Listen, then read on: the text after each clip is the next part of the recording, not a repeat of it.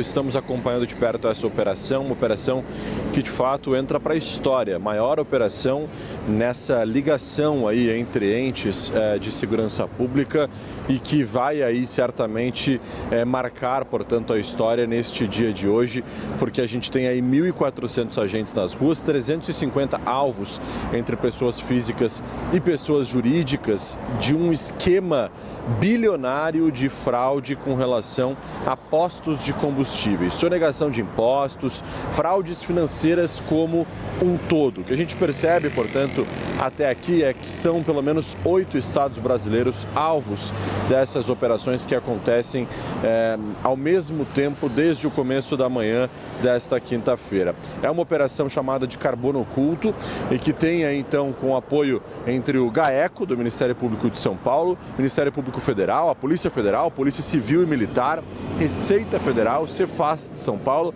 ANP e também a PGE.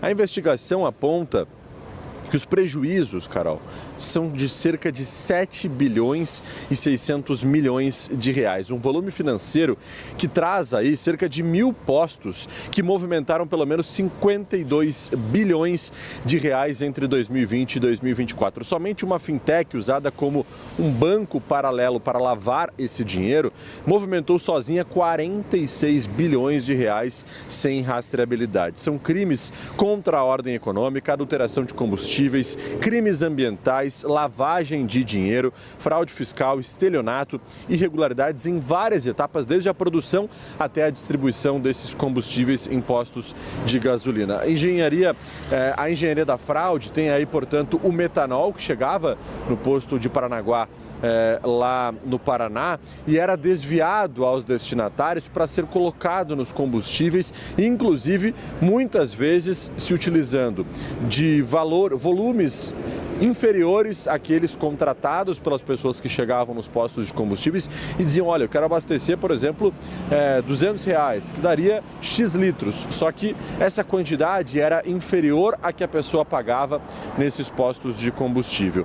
Os donos, que também venderam postos de combustíveis e acabaram, portanto, não recebendo os valores com relação a essas vendas, eram ameaçados por esses criminosos ligados diretamente ao primeiro comando da capital, PCC, e acabavam então não recebendo nunca esses valores dos seus empreendimentos que foram comercializados, e se ainda buscassem a justiça eram ameaçados de morte, o que também é alvo dessa investigação. Eram recursos aí que circulavam nas mais diversas camadas do Brasil, nos mais diversos locais do Brasil. São estados, Carol, como por exemplo São Paulo, Espírito Santo, Goiás, Mato Grosso do Sul, Mato Grosso, Paraná, Rio de Janeiro e também Santa Catarina. O Ministério Público aponta, portanto, que esse elo com o primeiro comando da capital, associado a essa rede de organizações criminosas que trabalhavam em toda essa ação, tinham, portanto, vínculos permanentes ou então vínculos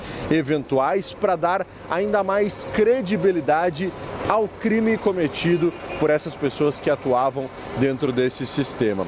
O CIRA de São Paulo vai adotar a partir de agora medidas para tentar bloquear bens suficientes para diminuir os prejuízos causados, cerca de 7 bilhões e 600 milhões de reais, nessa ocultação aí de patrimônios, sonegação de impostos, valores que de uma forma ou outra deveriam ser pagos por esses empreendedores, mas não eram pagos, tudo isso com o apoio do primeiro comando da capital. Portanto, uma mega operação em 8 estados brasileiros, a maior operação que tem aí a reunião de forças e de entes de segurança pública da história do Brasil, que a gente vai seguir acompanhando bem de perto. Dentro de instantes eu volto com você também, Carol, diretamente de um desses locais. Inclusive, há uma avenida aqui de São Paulo muito conhecida, a Avenida Faria Lima, que tem aí mais de 30 alvos somente na manhã desta quinta-feira. A gente vai estar por lá para trazer todos os detalhes. Carol, volto com você. E aí é importante, né, Guilherme, esse ponto que você traz para a gente com relação ao cumprimento desses mandados, os locais onde esses mandados são cumpridos, repito, são mandados de busca e apreensão e também mandados de prisão. Estamos falando aqui de um esquema que envolve o setor de combustíveis e também o setor financeiro, porque A ideia dos criminosos, segundo as investigações, era dar, Guilherme, uma aparência de legalidade a esse esquema criminoso.